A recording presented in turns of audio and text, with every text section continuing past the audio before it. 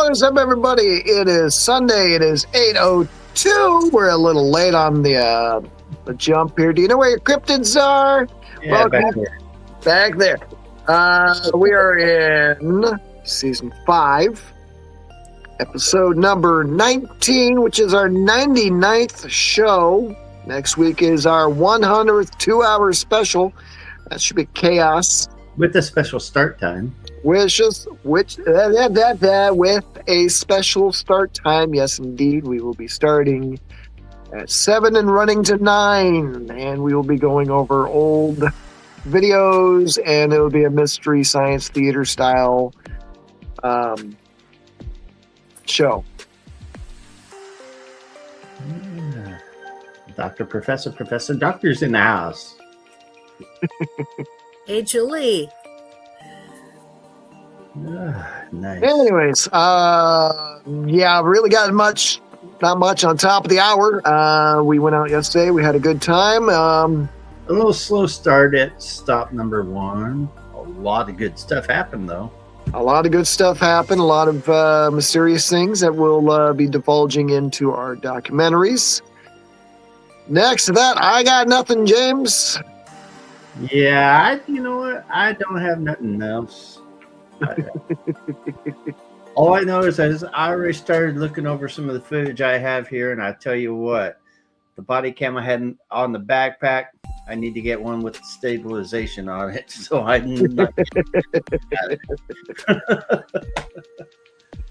But yeah, I don't got nothing, man. All right, Tammy, take it away. Okay, in celebration of our 99th episode, we are going to learn about the 99-door mansion in Malaysia.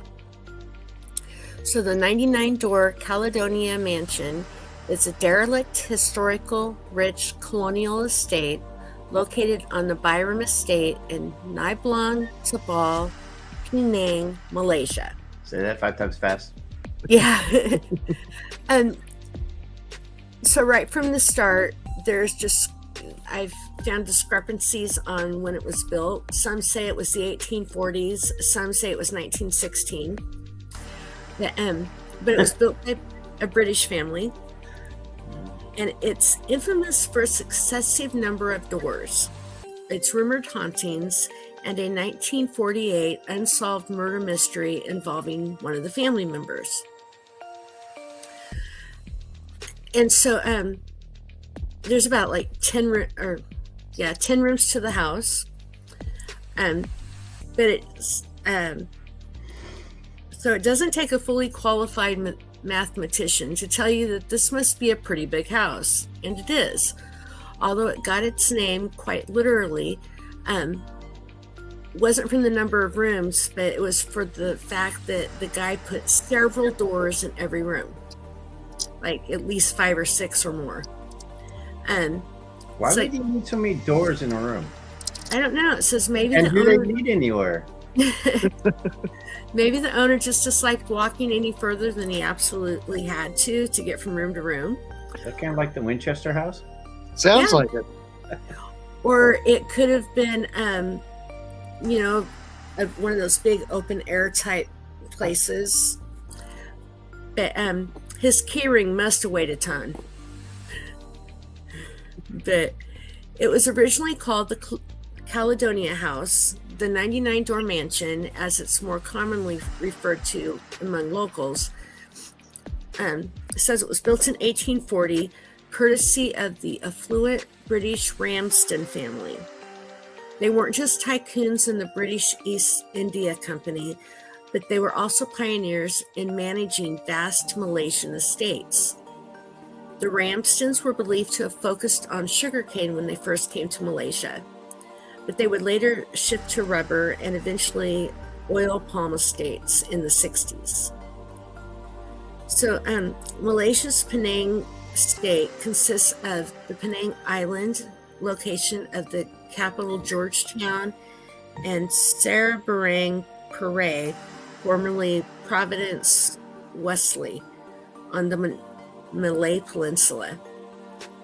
Man, there's a lot of long words. By 1915, the Raston family controlled over 55,000 acres of rubber plantations along the Nibong Tabal area. So, John Ramsden was the oldest son of Sir John Freshfell Ramsden.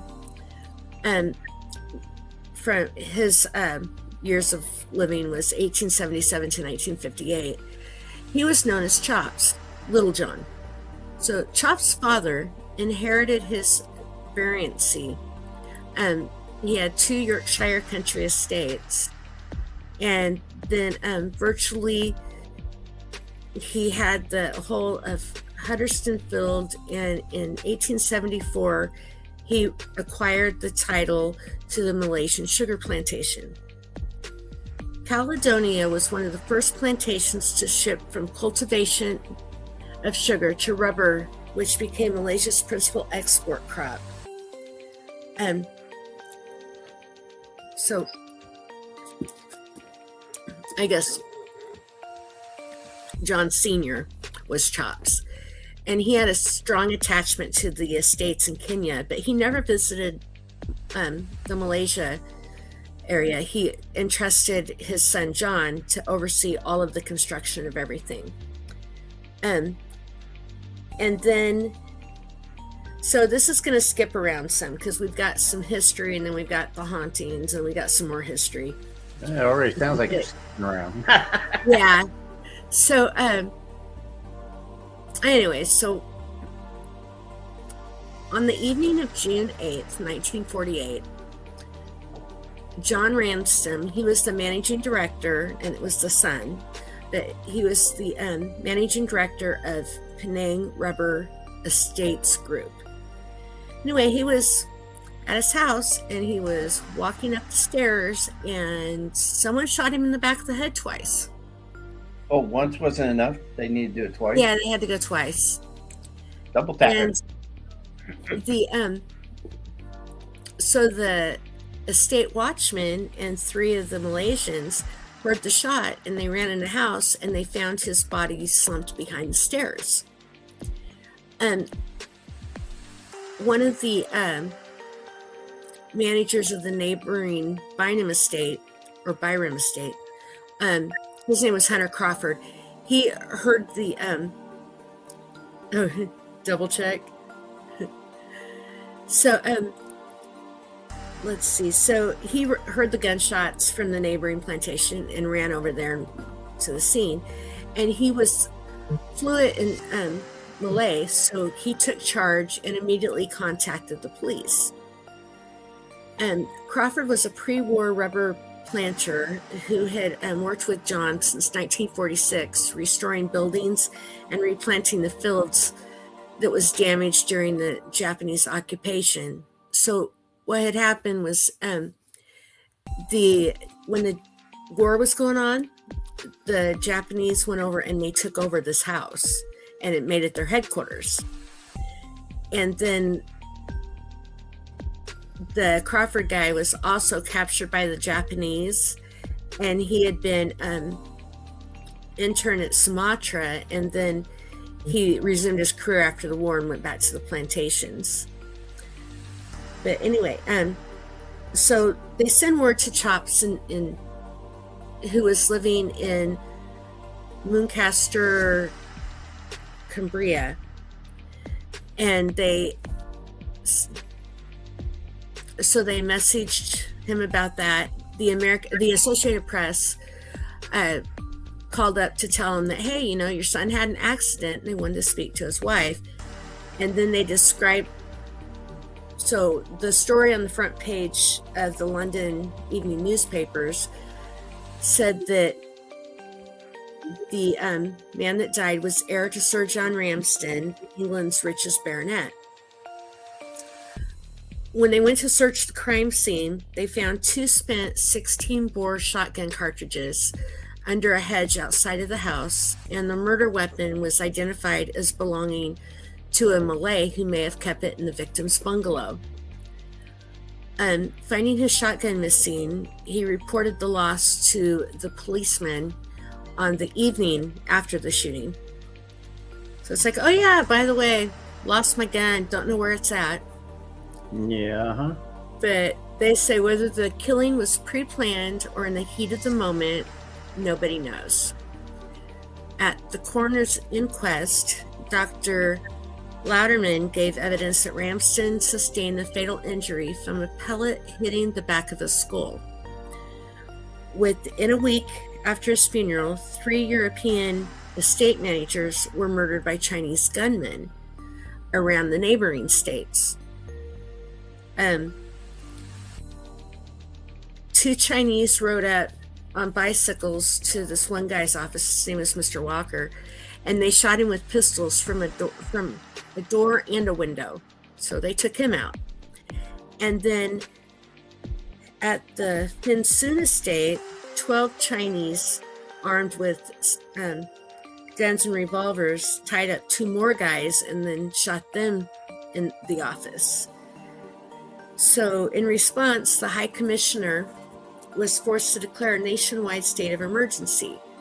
And they regarded the start of the Malayan emergency trouble had been brewing since 1945, with the growth of trade union movements and the rise in Communist Party membership that led to widespread strikes from 1946 to 1948. And veterans of the Malayan People's Anti-Japanese Army retrieved weapons from hiding, with the decision for armed conflict taken before the shots were fired on June 16th, 1948. Okay, so now we're done with that part of the history that, the all of the taking out the big guys and all that. So we're going to go back to the mansion. So the mansion's official name was the 99 Door Mansion, and it came from its distinctive design. There are around 10 rooms within the home, each uniquely boasting 5 or 6 doors. The unusual layout of the home departs from the usual cozy family abode, and it's likely to cater to administrative functions and serve as leisure quarters for estate managers. And I read one thing where they used to go there and they would have basically the bigwigs in the company and things would all go there and, have their parties and their retreats and stuff around all that. Yeah, we know retreats. Yeah, and there was also a dance hall and a balcony and all kinds of other stuff. So, it could have been a very nice retreat. Yeah, okay, sure. It's a nice wives at home, guys on retreat, wives at home. Uh-huh. But another thing that made this estate infamous was it had allegedly a 100th door that acted as a portal to another realm. Couldn't find a lot of information about that, but that was kind of cool. So, But a possible 100th door. yeah, I'm trying to figure out, did they just not have enough building material and they just used doors? it could be. When you look at the place, it's got all of the those archways everywhere, Yeah. and I'm so sitting it's here trying to figure out how you can have 99 doors or whatever in a 10-bedroom or 10-room mansion or whatever. well, then there's the ballroom. Probably has a bunch off of it, and it lead out into the balcony. Drinks? Yeah, Julie said Other- drinks, bars, and other entertainment. Yeah, and we know what the other entertainment could possibly be. Yes. So after so Chops, after his son was shot dead, ended up liquidating the mansion and the land and everything. Oh, Good. you have doors, you have building supplies. That's what I'm saying. Maybe they used it as building material. Yeah. Excuse me. So By the 1950s, the 99-door mansion had been completely abandoned. Some people say that the entire Ramsden family died upon the grounds, which seemed to be a cursed location for him. Rumors exist that the home was occupied by the invading Japanese, and they were the ones who killed the family. However, that theory remains unsubstantiated. But after the abandonment of the 99-door mansion, reports from locals started coming in about paranormal activity. Many claimed that the Ramsons remained at their former home and are haunting it. Yet there are more sinister tales involving the 99-door mansion compared to this run-of-the-mill haunting. So it is said that after the mansion became abandoned, a Bamo moved in to squat in the house. In Malaysia, a Bamo is a form of shaman similar to a witch doctor. And this particular one practiced scarily dark arts. I guess it was pretty intense. And he used the house a lot to contact the other side. Maybe he's the one that put in that 100th door portal. I was just going to say, here comes that 100th door. Yeah. And it said that one of the most chilling parts of the Caledonia house is that there are plenty of spooky experiences and powerful stories that have been accounted for inside its walls. Guests and the people who have invested energy here have told spine-shivering accounts of phantoms, unexplained commotions, and other spooky happenings. One of the most well-known specters said to torment Caledonia House. Who do you think it is, James? Well, I don't know. Don't ask me. I've not had enough to drink yet. It's a woman in a white dress. No, come on. It says witnesses have revealed seeing her coasting through the corridors,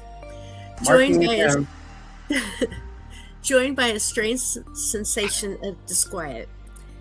And even case to have heard, so they've heard her far off murmurs reverberating in the quietness of the evening.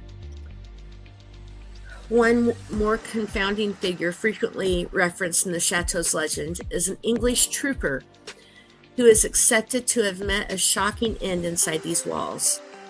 A case to have seen him in full military formal attire, while others have heard the weak reverberations of military orders floating through the air. Once word of this grew through the community, people would visit the mansion to contact the dead or have evil curses placed upon their nemesis. Though the mansion is uninhabited and dangerously rotted away today, many people believe that the mansion's past has left behind paranormal stains. Okay, Julie says that I usually say I would investigate anywhere, but places such as this, I'm not sure. So legend has it that as the clock strikes 12 a.m. each night, a special 100th door hidden within the mansion appears and opens. This acts as a portal to the other side and allegedly allows dark, evil spirits to enter our dimension as they please.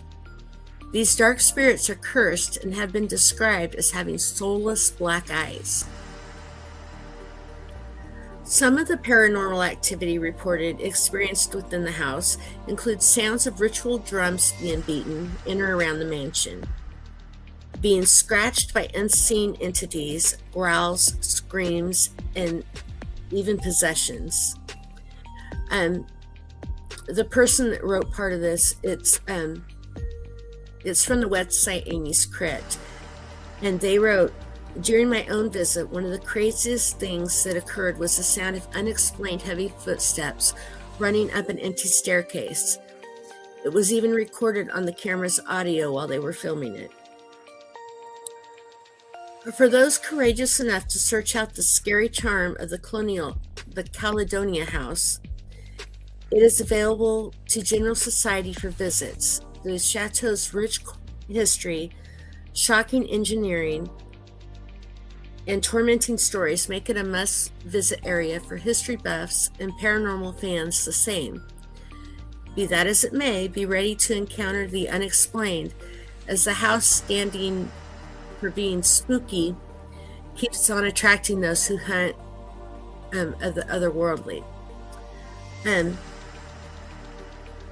Nebulous visions and another spine-chilling part of the house's frightful stories is the incessant event of spooky voices.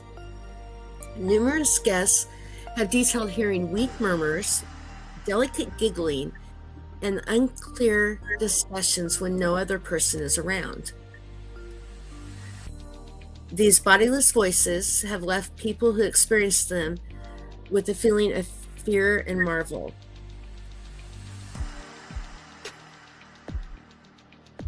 And let's see. So it tells a little bit more about, it says one of the most renowned and getting through,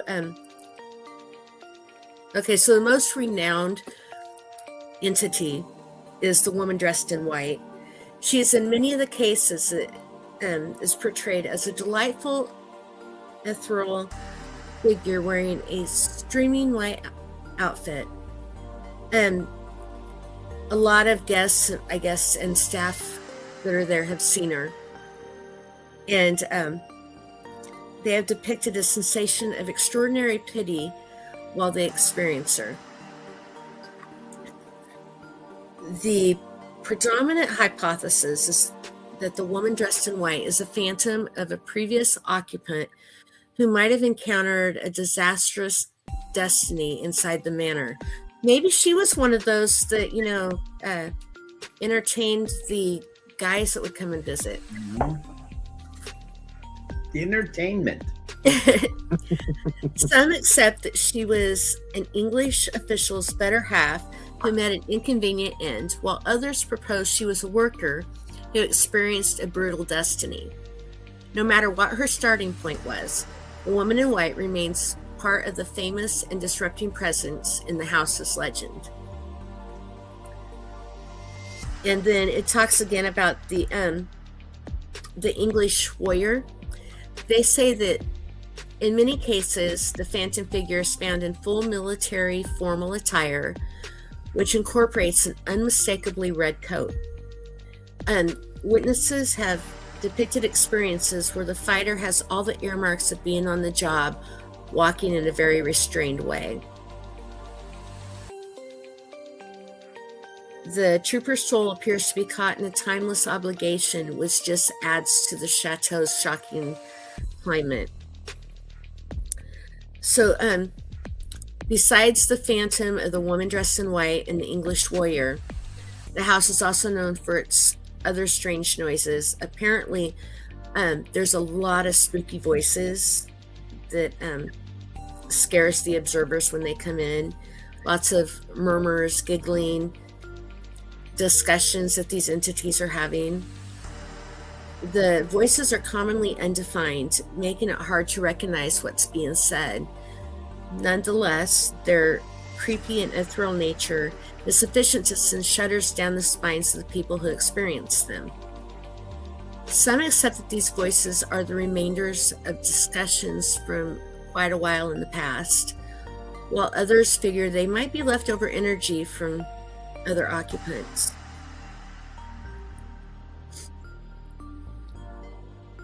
So besides the phantoms and the spooky voices, the house is known for different unexplained peculiarities.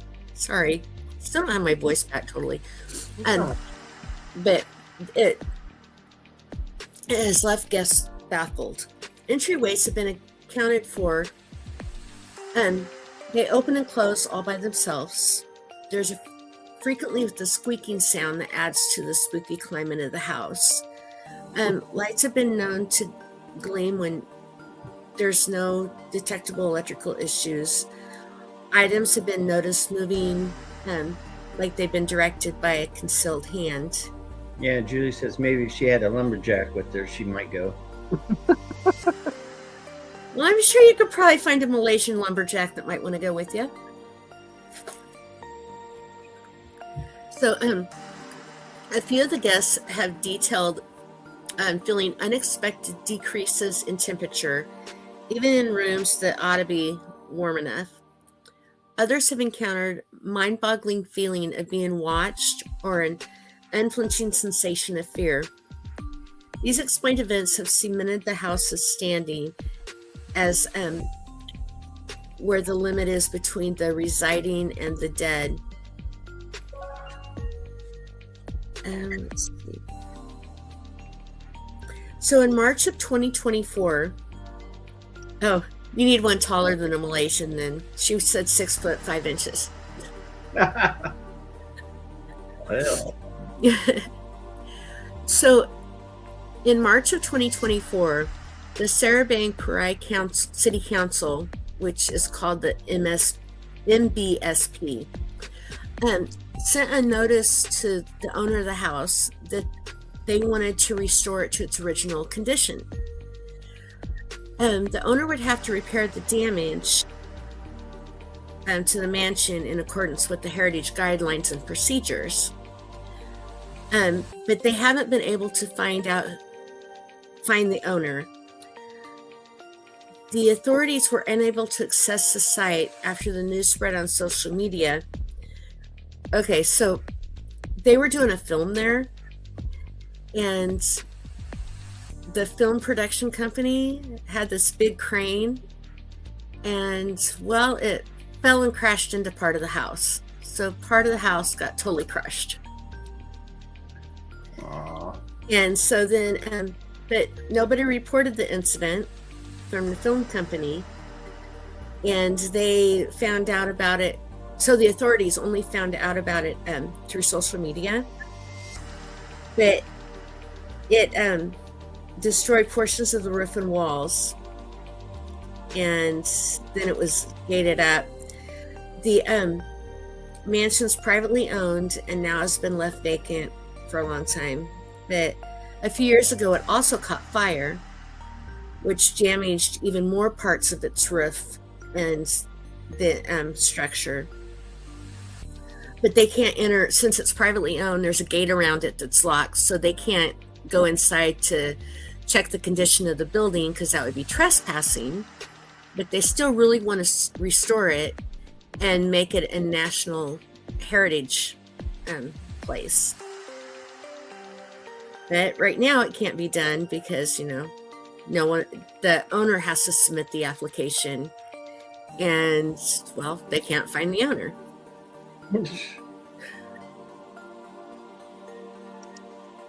But if you go look at the photos, it's pretty messed up.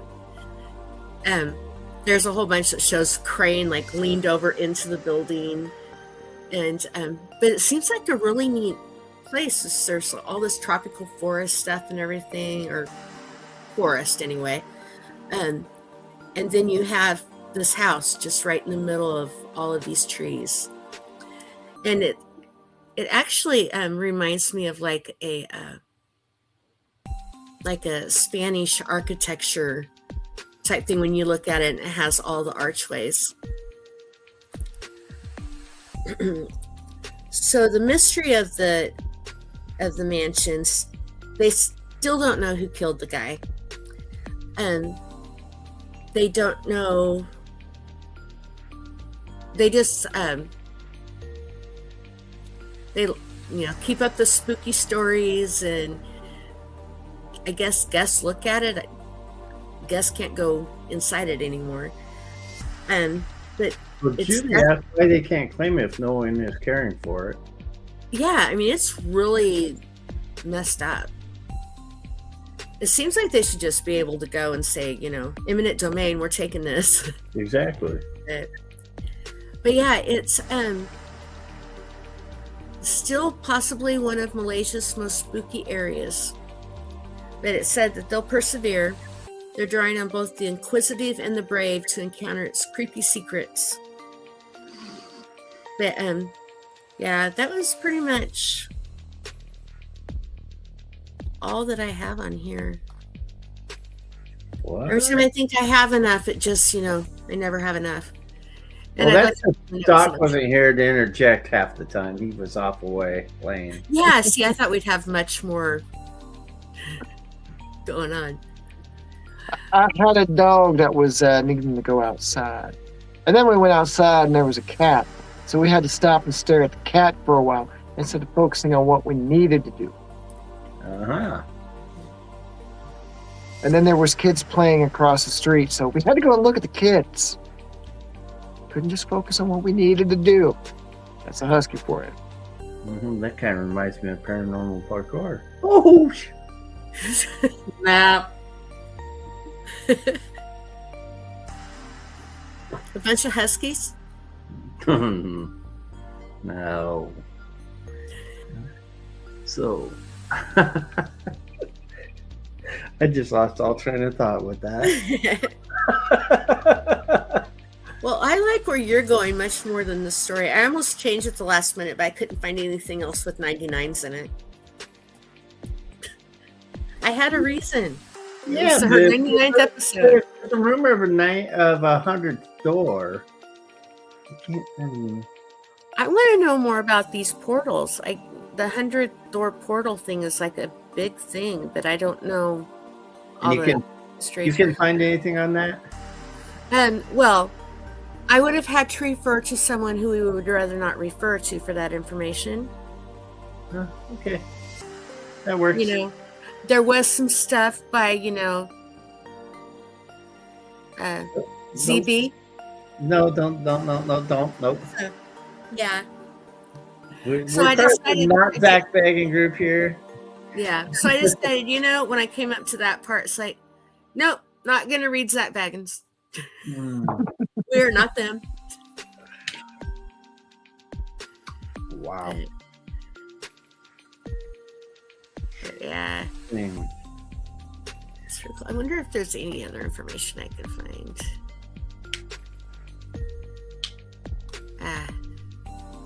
But yeah, there was.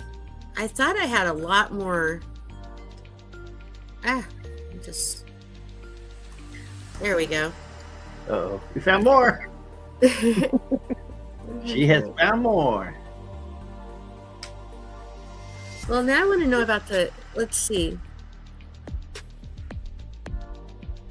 So the 100th door generally refers to a legendary, hidden, or mystical entrance, often appearing in horror, paranormal, and folklore contexts as a portal to other realms, dimensions, or to summon spirits. Common associations include paranormal investigations regarding haunted mansions and literary themes. The paranormal legend often portrays as a hidden 100th door in mansions, which acts as a demonic portal or conduit for supernatural entities. Why does it always gotta be demonic? Yeah, it Why said does- that. I don't know. There's also I mean, it makes no sense. Why couldn't it be, something not demonic? Just a free spirit, so to speak. Kind of the heavenly side, not demonic side. Well, there is a Church of 100 Doors in Paros, which is famously said to have 99 visible doors with one hidden 100th. But I don't know. Everything I find comes back to this story. Everything's demons. They always have to portray things as demonic. I mean, not everything is freaking demonic. We know this. Oh, now this one says that the Church of 100 Doors is trying to figure out where it's at. But anyway, legend weaves a tale of a hidden 100th door that will only reveal itself when the Hagia Sophia in Constantinople becomes an Orthodox church again. Oh, I don't know what's going on with that one. Dates back to the 4th century. There's an underground chamber houses ancient artifacts and relics. Yeah. So it's hiding treasures. Yeah. Anyway. Don't quite know what that one is. And then there's a book called The Bookshop of 99 Doors that talks about the portal. But yeah, it would be scary to find a 100th door to something. Why would it be scary? Honestly, I'd be more intrigued than scary. Yeah, that's true. But I would just be scared of like the demonic stuff that could come through. But then there's also The Conjuring, so you know. But I mean, It's probably. But what if it's not demonic? See, everyone Yeah. portrays it as demonic. What if it honestly and truly is not demonic? Yeah, it could just. Everyone portrays things as demonic. And it's like you have to prove it not to be demonic. Well, I mean, I was listening to a podcast a while back, and they had a guest on talking about his Bigfoot encounter.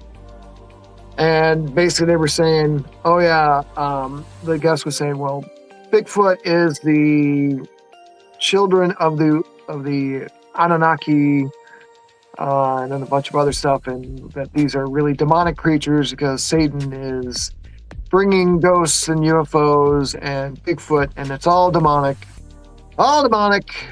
everywhere, and it doesn't make any sense. They could just be cute and cuddly giants. Yeah, that Silent Negan would want a hug. Great. Yet every time I see like these little bat things that says pet the sky puppies, it's like, oh my gosh, I think of Josh. Mm-hmm. Julie says she believes there are demons, but not how they are now. I mean, yeah, some things are demonic or demons or whatnot, but not everything is. And it's like, honestly, all the shows portray things as demonic for this for entertainment purposes. Yeah. You know, which does things injustice. I mean, Doc and I both have got. How many places have we done that were really truly demonic? I can name one. Tiger Demon House. Tiger Demon House. Everything else we've done, it's not been demonic. Well, I mean, like Say. Columbia Heights Grade School. You know, we were told that was shadow figure sleep paralysis, and when we found out everything, wasn't anything. It was, you know, these are friendly spirits, and then everything's fine. It's not as bad as one would think. Exactly. And they just may be portals to another. Well, it's kind of like it could be doorways to other locations and not even be anything crazy. Exactly. But not everything is a demonic possession. Not everything is crazy. Not everything is as bad as they want you to.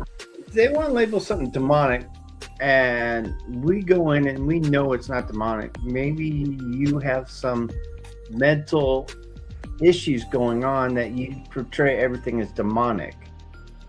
Yeah. Well, like Julie says here in the chat, YouTube demons. That seems to be the click-worthy of, you know, everything is crazy, everything's demonic. It gets fused. I blame it all on Ed Warren, him and his demonology stuff. I mean, people could be taking things out context maybe or whatnot, assuming it's demonic and it's really not. Yeah. And they perceive it as demonic, but you know, we could come back with evidence or whatnot saying it is not demonic. It's just, hey, We're just here. We want you to know. Yeah, we're kind of messing with you a little bit, but it's not demonic. It's just saying, hey, we're here. We're just trying to get some sort of an attention, letting you know, hey. Yeah. Yeah. Yes. So we still have some time to kind of mull over. How are we going to be doing this 2-hour show next week, Doc? Oh, 2-hour show. We're going to be showing a bunch of our old videos and discussing matters. And You mean most of your videos? well, you're in a lot of them too, you know. Oh, shit, I am? Hey, you know. I'm excited. I get to sit back and watch next week. Oh, Yeah, yeah. we're just going to run rampant. We're going to watch other videos that we're in, and then we can talk about things. And I mean, maybe we can even watch some old evidence videos that were never shown and Hell, never we put on could- YouTube. And the thing is we could possibly find something that we didn't catch in the first go around. Right? Exactly. This is where viewer participation comes into play. So Julie says she lives in an active house, but it's not demonic. Oh, come on, Julie. We're on YouTube right now. It's all demonic. It's demonic. It's levitating the beds.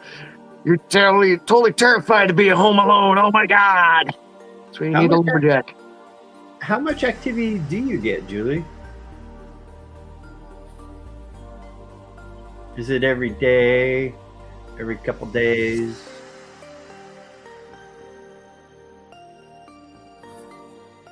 Yeah. I mean, honestly, I've been told the house I'm in now is haunted. And by an old couple that stays in the kitchen. I have honestly not felt anything, not seen anything. But I do know there's something going on here. I just can't pinpoint it. Yeah. And I- Supposedly, here where I live, I've found this in books and stuff too, but there's supposedly this little boy that I've heard that he's over by the front gate, but then I've heard that he's at the playground. Either way, my house sits right between those two spots. So Hey, you can This go from little- one to the other. Well, got my equipment, and one of my friends is going to come over and we're going to go sit at the playground one night. Okay, Julie says not every day, not monthly, but it comes in waves. Fair enough. Yeah. I mean, it's not on command, that's for sure. yeah. Oh, well, other things we could talk about is, Tammy, why don't you tell us about your paranormal team that's starting up? Yeah, what the heck? Well, we hang out. Congratulations, by the way. Oh, thank you. I Yeah, think it you kind of. have I go karaoke, and it happens to be in a haunted bar. And the more we've talked about it, everybody's gotten like, "Hey, I want to do this. Let's go do." And I bought some equipment and been talking with Darren and stuff. And next thing we know, there's 4 of us, and more people wanting to join in. We're called the Paranormal Ghouls, to sound like girls. It's an all ladies team. Originally, it was the Paranormal Babes, and one of the husbands was like, "No, this other works better." But, Wait. Your husband, who's not into this, says this other sounds better. yeah, Paranormal Ghouls. But anyway, have you seen the picture? I'll have to send it to you. Yeah, but I think we've seen the one, and yeah. It's on my Facebook page. But yeah, we're getting shirts made. We're all coming up with our taglines. We have all of our equipment. We're going to start. Well, apparently there's at least 2 haunted bars in town, and then some people have some houses that they live in. They want us to go check out, and we've already got like 5 or 6 locations waiting for us to get this going, so we can go check them out. Well, I mean, you're coming to the Ghost Conference and you're doing some of the investigations that they put on. So Yeah. definitely take notes, watch and observe when you're doing the one with Ghostoria. Definitely listen to them. Definitely after this, we can all talk afterwards about this to help her out some more. Yeah. I mean, It's, since James and I are going more cryptids. Yeah, I mean, obviously you've got support from both of us. This is fantastic. More the merrier in this prayer family. This is Any what and all happens. knowledge that we can pass on, definitely. This is what happens when you guys support me, and then I go out to the bar and start passing out business cards for our podcast. And I bet you never thought you'd be getting to this point, huh? No, this is really cool. But yeah, so it's there's several of us. I've got opportunities now that we can get into a couple Masonic lodges. It's getting bigger and bigger every time I go talk to somebody. Interesting. So yeah, it's Very nice. oh, Negan said he supports me. Yeah. Oh, hey. We had a little bit on Julie, her paranormal encounters. Quote, my daughter lived in the same room for 25 years, minus college. She told me when she was 24, her bed would shake violently, music, lights turning on and off, things moving and more. So it sounds like maybe you've got a bit of a light poltergeist, just trying to get some attention. So I would like to have Julie on next season to talk about some of that. Okay. Hey, you've got the script already wrote out, man. Change it up if need be. Hey. Yeah, I have to change some of the, like my opening story was a 2-parter, but I don't have the interviews yet for that. So it's going to take a little bit to get those. So I'm going to have to move stuff around. But yeah, we're going to have a guest next season. We're going to have, it's going to be fun. We're changing it up a little bit. Oh, Doc, I think we might have to change an episode next for War Rooms next season. We're going to have to possibly have Tammy and her team on there. I can give them the what for.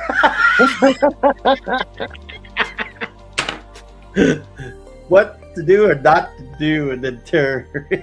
Yeah. We have no clue what we're expecting, and we're all just like, oh crap. So one of the gals, her tagline is, I think I EVP'd my pants. Nice. I think, honestly, maybe, I mean, to help out, if Doc or I was able to come down on the time you guys do an investigation so we can help out if you needed. That's right? What we're hoping for. We're hoping to get you guys down here. Maybe at one of the lodges or something. Something bigger, yeah. Yeah. We'll just be assistants. It'll be your investigation. Sit back and watch and give our little critique and helpful hints and suggestions. Well, remember, this is 4 or 5 or 6 women who know nothing about the paranormal but wanted to give it a try. And are any of them going to the Ghost Conference? I do have one of my friends from work that's coming with me, and she's really interested. She's going to be a guest on a couple of our episodes. Betty, who's the one with the band, would really like to be there, but she has a gig that night, so she won't be able to go. Because I was going to say, I would suggest you forming this team and all that they all kind of go down the Ghost Conference and walk around, speak with everybody. Because honestly, that's what I did before I formed Guardian Angel. I went and spoke to everybody and all that and got their opinions, their insights, their, anything and everything to help form and or, give their opinion or whatever. And I believe it's very insightful and helpful, and that's what the conference is really for. Yeah, they actually have like a ghost club down here that I'm going to try to check into. It's like once a month. And then there's, I have seen on Facebook that there's some new paranormal groups starting up. So I'm going to try to see what I can learn.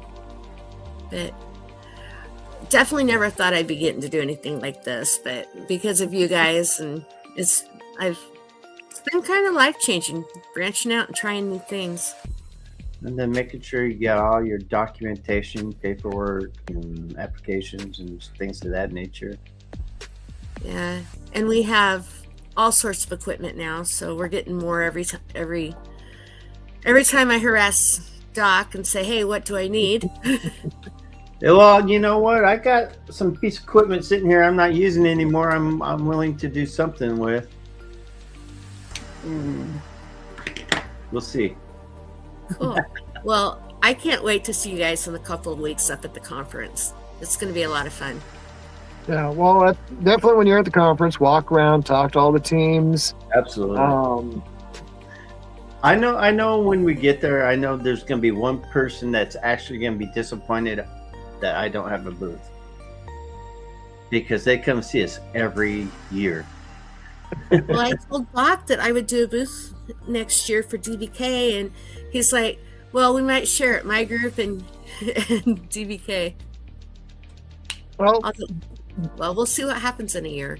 Well, technically, DBK is doing more cryptid stuff than the paranormal stuff. I mean, we are kind of like shifting our focus from just ghosts to more paranormal, filming these documentaries. That's kind of where we're at. Yeah. So, Yeah. Kind of, if my group can be kind of a branch, then we can help build our viewing numbers for all of it. right. Well, how about a Paranormal Ghouls booth with a DBK Unleashed side note to it? And then if you need help manning the booth during the weekend, James and I could help sit in so people can go do things. Sounds good. Okay, let's bring a group next year. Let's advertise your group next year. Let's get the ghouls up and running. Let that be the showcase. Okay, sounds good. I'm not saying James and I are old and tired, but We're old and tired. No. we're old and tired, and we like our cigars sitting out in the woods. Oh, Doc, Yeah. how the children have grown. Yeah, they're moving on without us, man. Yeah, we're left in the dust now. Yeah, I really didn't expect any of this to go on when I joined you guys, and oh man, it's so much fun. You'll love the group of people I have. Sure, we will. Silent Naked says he's still a kid. We already know that, Silent. Well, last night we were all at so it's the lead singer for Seeking Saturn is the one that's really working with me, and at one point all of us were out on the dance floor, the whole paranormal group. So it's fun. We have all kinds of hobbies. We're bringing them all together and trying new things out. And advertising for DBK while we're out there. Julie says she's older than us. She's pretty sure. I don't know. Yeah, not sure about that, Julie. Yeah. We're getting up there in age, or at least I am. Shit. Think I'm I older do than know all I'm of you. a little bit older than Doc, but only by 11 and a half months. 11 and a half months. I'll just say a full year. Come on. And I know I I'm was going Doc. to, I'm older than Doc. Yeah, but we're young at heart. We're still tackling those mountains. Silent Naked says, if I was on screen, you would see my gray. Once we start War Room, brother, we'll get you on there. Hey, I'm on screen. You can see my gray, so I don't want to hear it. oh, yeah, look at my. Maybe I'll be a redhead next week. It says she's over 50. That's all she's saying. Well, you know what, Julie? I'm over 50 myself. So, hey. Over 50. Over 50. Yep. So maybe we're all right there in that ballpark. Oh, But it does feel good when people think that we're younger. right. Oh, Silent Naked says she's Negan's also over over 50. 50. Yeah. We had 3 over 50-year-olds trying to tackle these mountains yesterday, and Dude, I was watching some of that video. I'm like, oh my god, I'm huffing and puffing like nothing before. I have got everything uploaded. I still need to watch it all. Julie Yes, says we're all Julie, very young. Yes, we are Yes. young at heart. That we are. Yeah, I mean, literally, I downloaded both videos like 15 minutes before we jumped on here. I was kind of watching the lid cam. That only goes in 5-minute increments. Yeah, That's- 5-minute increments, but it taped everything. oh yeah. And I'm gonna switch up the body cam. I don't like that one. Too shaky. I know I got one that's a stabilizer around here somewhere, Yeah. and Well- I got to place it in a different spot than where I had that one because it was mostly videoing the ground. So it is what it is. Well, it's like everything else. We're learning, we're adapting, we're moving forward, and whatever doesn't work one time, we adapt. You know, like our game, we have a game camera up on Pisgah. It was working fine last night, except for there was a branch in front of the screen, and it was windy, so it possibly killed the battery because it was snapping pictures all night long. It is Right. solar powered, so Silent you know- Negan says, "I'll bring my ladder." Nope, we are just cutting down the tree. I don't care. Bringing a handsaw. We're just going to cut it. No, we're just gonna go into the old abandoned building, grabbing that ladder. And bring it down. Yeah. I mean, So- I kind of wonder where, because of where that camera is set, if it's actually getting enough sunlight to charge that solar panel. I don't know. Silent Negan has a chainsaw. That'll go quicker. Absolutely quicker. We'll trim it out a little bit so the solar panel works better. Don't forget the sandbags.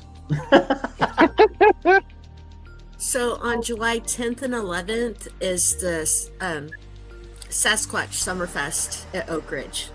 Almost forget about that. Yes. So if Jeremy you guys Byron come is- down, if you guys come down, I'll go to it with you. All right. Yeah, I'm It's only like a half an hour from me. Yeah, I'm honestly thinking about it. I know the guy that does Bigfoot Society podcast is going to be there. Really like to talk to him. Yeah. But Yeah, they have a lot of people. He's speaking on the second day, but he's going to have a booth there. Yeah. I've never Cool. gotten to go, so I'm going to try to go this year. Yeah. I've actually been to Oak Ridge finally, so I can know where it's at. I worked there one day. Very cool. Well, shall we go ahead and book out? We got 2 minutes remaining. All right. Yeah, this has been great, guys. Absolutely. It's been great seeing you, Julie and Negan. We're talking with you. Oh, yes. You know the secrets. You know the way to do it. Hit it. All right. Keep your cryptids close and tight. Hug them all night until next week. Special Remember, time, ghosts were 7 to 9.